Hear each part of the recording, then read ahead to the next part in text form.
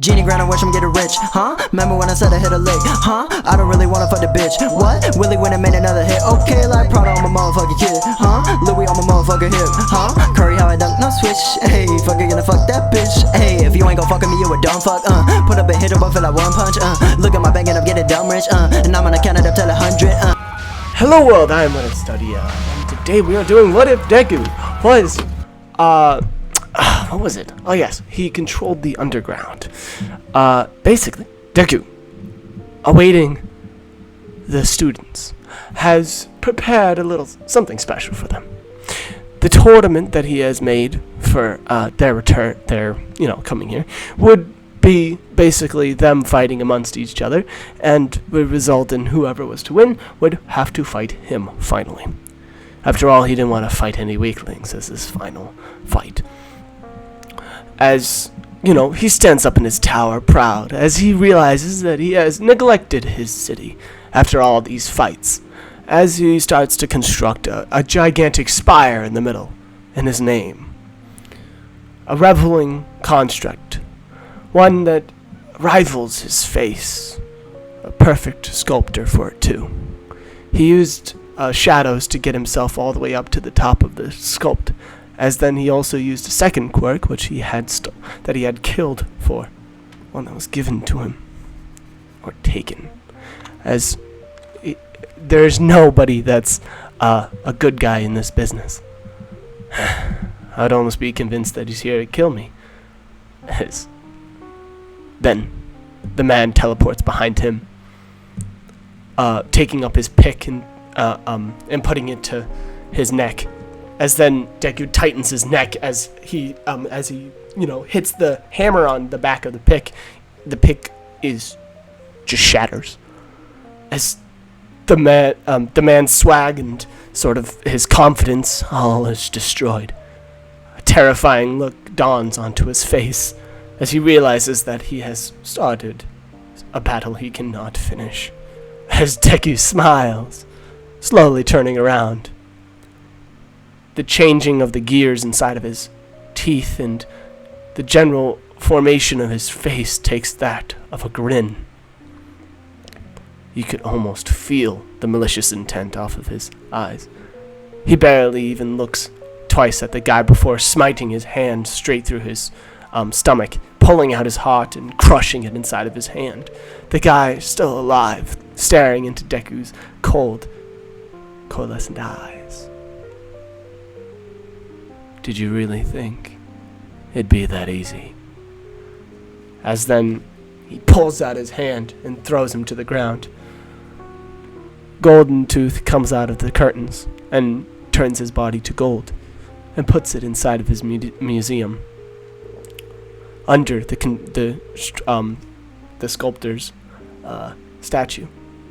Perfect, golden, solid. As Deku had manipulated the markets to make gold even more expensive by buying all of it and then selling it back for even more. Then he started creating gold statues, selling them for, the creation of them. He had funded his empire that branched throughout the whole entire underground now. He was unstoppable. But that wasn't what he was after in the first place. He had realized something in his vengeance seeking throughout the whole underground, that he will never find somebody his same power level, his same skill, unless he was to fight the ultimate bad of bad. Those men, they had serious power, hundreds on their side, more than he has, or could have, just staying underground. With those children comes the hope for me. The hope. If I don't know what yet. My birthday is tomorrow. Let's hope they come. As then Deku makes his way down to the gigantic tournament. He sits upon his golden throne as 3 students enter the scene. One carrying a gauntlet with sharp needles on the tippy top of it to replace his nails, basically. As they announce, Vane Brady, gender male, age 18? As Deku says, age 18? What do you mean? He looks so much older. That's what we think, but who fucking knows? Get this guy out of here. As then they replace the speaker immediately, killing the guy in the back seat. As then the guy that replaces him says, "Oh yeah, let's get this started." As he's like, I like this guy a little bit better. As then he's like, he comes from a background of living underground and has, generally gotten much stronger underground since then. His quirk is, they pick out the guy that is part of the mafia, the original guy, who now has a, little spyglass on his eye, the type that butlers hold, and also has a proper suit with him, lined in gold, the fashion that Deku had chosen for his general public. Basically, he whispers into the announcer's ear as he says, "Looks like he has danger sense, allowing him to survive underground for hundreds and hundreds of years. However, being affected by a superhuman gas has stopped him from aging, and also has, as he carries it around, he can inject himself with it, making him ultra powerful." As Deku's like, he's a great candidate. Our next fighter. As Deku gets tired of waiting, "Boy, come out!" As then, he is Alex Panza. A buff-looking construction hat-wearing boy comes out from the thing, as everybody starts to rumble the stadium with their cheers and of excitement, saying, "Oh, this is going to be interesting." As he has like a barbell on his arm as he's carrying it around. His gender is male, age 16, background, Alex comes from Germany. His parents died in a hit and run while his sister was in school. His and his little sister moved to Japan. How cute. They live with their grandmother. And now, he works as a construction worker and works himself to the bone. His quirk, as the guy whispers into his ear once more, bio armor, allows him to create a strong armor shell around himself. The more damage that he takes, the stronger it gets. Once it is broken, well, we don't have something clear on that. He doesn't know himself, so, well, fuck. As then Deku's like, no, don't kill him. As he's like, thank God. Now, who's excited? As then everybody's, ho. As, Deku's like, finally, a proper match. As then, as Deku raises his hand, as everybody stops, they're cheering, and all looks to him. Thousands upon thousands of citizens in here.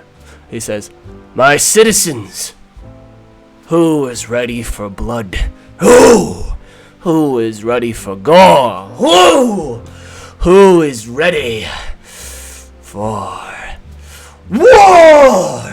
As then everybody's like, yeah! Fight!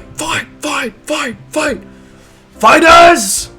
At your ready! Start! As then his voice booms across the stadium as Beastmaster had helped him with, giving him the power to do the lions. He basically amplified his voice. As, Panzer being much more confident than Vane. Vane instantly starts injecting himself with the poison, as the super soldier serum only really works on him because it wouldn't kill him instantly.